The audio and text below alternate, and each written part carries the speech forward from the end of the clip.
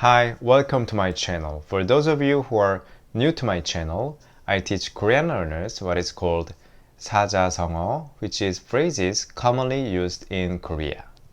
I made a video for you to understand what it is, so make sure you watch this video first if you haven't. And all of the videos on my YouTube are based on what I've been posting on my Instagram, so if you are interested to learn more phrases like this, check out my Instagram as well. Now let's dive into today's lesson.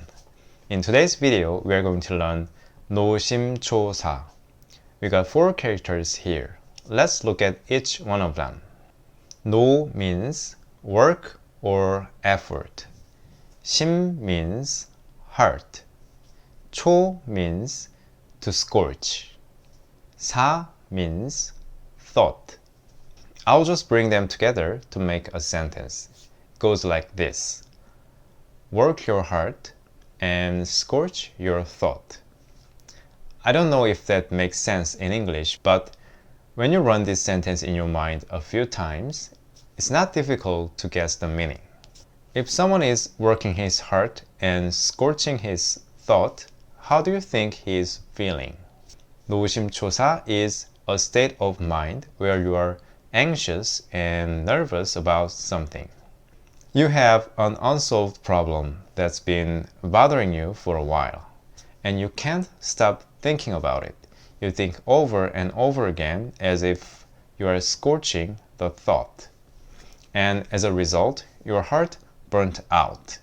That is 노심초사, the act of agonizing over a problem. It's hard to pick one English word that's 100% equal to this phrase, but you could find several words that are similar, such as anxious, nervous, jittery, fidgety, uneasy. Those are the words that you could put in the same box as 노심초사. Another thing you need to know is that typically it involves uncertainty. If someone is doing 노심초사, that's because he's not sure what's going to happen. This phrase is used as a verb in a sentence, paired up with 하다, which means do in English. Here is an example. 동생이 시험을 봤는데 결과가 내일 나와. 열심히 준비했는데 떨어질까봐 걱정돼.